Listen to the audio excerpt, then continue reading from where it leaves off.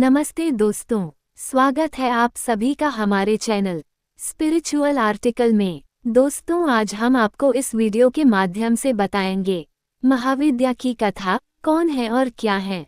जाने कैसे हुई महाविद्याओं की उत्पत्ति। वीडियो पसंद आए तो लाइक शेयर जरूर करें और इसी प्रकार के तथ्यों मंत्रों के लिए हमारे चैनल को सब्सक्राइब जरूर करिएगा। आइए शुरू करते हैं 10 महाविद्याओं की कथा के साथ। शारदीय नवरात्र के दौरान देवी दुर्गा की अनुभूता 10 महाविद्याओं की साधना वही साधक करते हैं जो तंत्र मंत्र और गुप्त विद्याओं पर सिद्धि प्राप्त करना चाहते हैं। अघोरी, साधु और तंत्र मंत्र के साधक महाविद्याओं के अनन्य भक्त होते हैं और इनकी साधना से उन्हें अचूक सिद्धियों की प्राप्ति होती है। ऐसा माना जाता है कि गुप्त नवरात्रि में इन सभी देवियों की गुप्त रूप से आराधना करने पर जातक की समस्त मनोकामनाएं पूर्ण होती हैं। देवी पूजन का ये पावन पर्व साल में 4 बार आता है, जिसमें पहली नवरात्रि चैत्र मास के शुक्ल पक्ष में, दूसरी नवरात्रि आषाढ़ मास के शुक्ल पक्ष में, तीसरी अश्विन मास में और अंतिम नवरात्रि माघ के महीने में पड़ती है। साल 2024 में आषाढ़ मास के शुक्ल पक्ष में आने वाली गुप्त नवरात्रि 6 जुलाई शनिवार को हो चुकी है। इस समस्त संसार को चलाने वाली परमशक्ति माँ भगवती पृथ्वी के हर कण में विद्यमान है। स्वयं महाकाल शिव अपने अस्तित्व को शक्ति के बिना अधूरा मानते हैं। माँ भगवती से उत्पन्न हुई 10 महाविद्याओं की उत्पत्ति में भगवान शिव की भी महत्वपूर्ण भूमिका है, क्योंकि भगवान शिव ने ही एक बार माता पार्वती को तंत्र मंत्र और अनेक सिद्धियों का ज्ञान दिया था, जिसके फलस्वरूप माता ने समय आने पर स्वयं को 10 महाविद्याओं के रूप में अवतरित किया। माँ आदिशक्ति के अनेकों रूप हैं और माता हर रूप में अलौकिक हैं। 10 महाविद्याएं काली, तारा, छिन्नमस्ता, षोडशी, भुवनेश्वरी, भैरवी, धूमावती, बगलामुखी, मातंगी, कमला, ये सभी माता के स्वरूप हैं। स्पिरिचुअल आर्टिकल पर हम आपके लिए लेकर आए हैं माता से उत्पन्न हुई 10 महाविद्याओं के प्रादुर्भाव की कथा। इस कथा का आनंद लेने के लिए यह वीडियो को अंत तक जरूर देखें। अब जानते हैं महाविद्या की पौराणिक कथा। शिवपुराण में 10 महाविद्याओं से संबंधित एक कथा का वर्णन है, जिसके अनुसार असुर रुरु का एक पुत्र हुआ, जिसका नाम दुर्गमासुर था। वह एक अत्याचारी राक्षस था, जिसने ब्रह्मदेव से वरदान के रूप में 4 वेदों को मांग लिया था। 4 वेदों को अपने वश में करने के बाद उसने देवलोक और पृथ्वी पर आक्रमण कर दिया। वेदों के लुप्त हो जाने से पूरी सृष्टि में सारे मंत्र भी लुप्त हो गए और इससे हवन, पूजा, जप और देव साधना जैसी क्रियाओं का लोप हो गया। साधु, मुनि और अन्य देवगणों में हाहाकार मच गया। धरती पर अकाल पड़ने लगा और कई मनुष्य काल का ग्रास बनने लगे। दुर्गमासुर ने इंद्र पर आक्रमण कर स्वर्गलोक को भी अपने वश में कर लिया। इस भयावह परिस्थिति से दुखी होकर सभी देवताओं ने त्रिदेव की शरण ली, परंतु स्वयं ब्रह्मा विष्णु महेश के पास भी इस विकट समस्या का कोई हल नहीं था। ऐसे में केवल माँ आदिशक्ति ही इस सृष्टि की रक्षा कर सकती थीं। सब देवताओं ने त्रिदेव के साथ मिलकर माँ भगवती का स्मरण किया और उनसे प्रार्थना की कि हे माँ भगवती, कृपया इस दुर्गति से हमारी रक्षा कीजिए और दुर्गमासुर का नाश कीजिए। तब माँ भगवती ने 10 दिशाओं में अपने 10 स्वरूपों को उत्पन्न किया, जो 10 महाविद्याएं कहलाईं।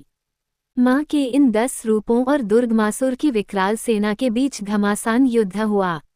ये युद्ध 9 दिनों तक चला और इन 9 दिनों में पृथ्वी पर प्रचुर वर्षा हुई, जिससे पृथ्वी पर फैला अकाल समाप्त हुआ। 10 महाविद्याओं ने दुर्गमासुर की संपूर्ण सेना का नाश कर दिया और अंत में ये 10 महाविद्याएं एक रूप में समाहित हो गई और दिव्य प्रकाश से युक्त एक देवी ने अवतार लिया, जो सिंह पर सवार थीं और अपने एक हाथ में त्रिशूल धारण किए हुए थीं। इस दिव्य रूप में प्रकट हुई देवी ने दुर्गमासुर का वध किया। क्योंकि माता के इस अवतार ने संसार को दुर्गति से बचाया और दुर्गमासुर का नाश किया, इसीलिए उनके इस अवतार को दुर्गा नाम से पुकारा जाने लगा। अब जानते हैं कौन है 10 महाविद्याएं इनके बारे में। काली, ये प्रथम महाविद्या है। माता का ये रूप कृष्ण वर्ण है और उन्होंने खप्पर धारण किया हुआ है। माता की जिह्वा अपने मुख से बाहर है। यह माता का उग्र स्वरूप है। तारा, तारा का अर्थ है सबको तारने वाली। काली माँ जब कृष्ण वर्ण से नीलवर्ण में परिवर्तित हुई तो उन्हें तारा नाम से संबोधित किया गया। माता का ये स्वरूप उग्र और सौम्य दोनों भावों का समागम है। छिन्नमस्ता, यह माता का उग्र स्वरूप है, जिसमें उनके एक हाथ में खड्ग है और दूसरे हाथ में स्वयं का कटा हुआ शीश है। इनके कटे हुए स्कंद से रक्त की 3 धारा बह रही हैं, जिससे उनका छिन्न मस्तक और उनकी 2 सखियां जया और विजया रक्तपान कर रही हैं। षोडशी, यह माता का अत्यंत सौम्य स्वरूप है। इनकी छवि श्याम, रक्तिम और स्वर्णिम वर्णों युक्त प्रतीत होती है। माँ षोडशी को तीनों लोकों में सबसे सुंदर माना गया है, इसीलिए इन्हें त्रिपुर सुंदरी के नाम से भी जाना जाता है। भुवनेश्वरी, माता का ये रूप सौम्य है। ये संसार के सभी ऐश्वर्य की स्वामिनी मानी जाती है। इनका रूप माँ षोडशी के समान है। 4 भुजाओं वाली माँ भुवनेश्वरी का एक हाथ अभी मुद्रा में और दूसरा हाथ वरद मुद्रा में है। शेष 2 हाथों में माता ने अंकुश और रज्जू को धारण किया हुआ है। भैरवी, माता के इस स्वरूप में उग्र और सौम्य दोनों ही गुण समाहित है। इसलिए उनका एक रूप महाकाली की तरह उग्र है और दूसरा स्वरूप माँ पार्वती की तरह शांत है। माँ भैरवी महादेव के अवतार भैरव की अर्धांगिनी है। धूमावती, माता का ये रूप धूम वर्ण अर्थात धुएं के समान है। माता का ये रूप एक वृद्ध विधवा के समान है और इनका वाहन कौवा है। यह माता का उग्र स्वरूप भी कहलाता है। बगलामुखी, माता के इस रूप को पीताम्बरा भी कहा जाता है। इस संसार में उठने वाली हर तरंग का कारक माता का यही स्वरूप है। माँ बगलामुखी माता का उग्र रूप है। मातंगी, शिव का एक नाम मातंग है और मातंगी शिव की अर्धांगिनी है। हरितवर्णी अर्थात हरे वर्ण में अवतरित हुई माता मातंगी चतुर्भुजा है।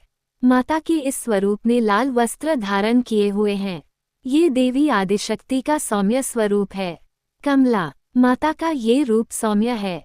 इन्हें तांत्रिक लक्ष्मी के नाम से भी जाना जाता है। इनका संबंध तंत्र, सिद्धि, समृद्धि और सौभाग्य से है।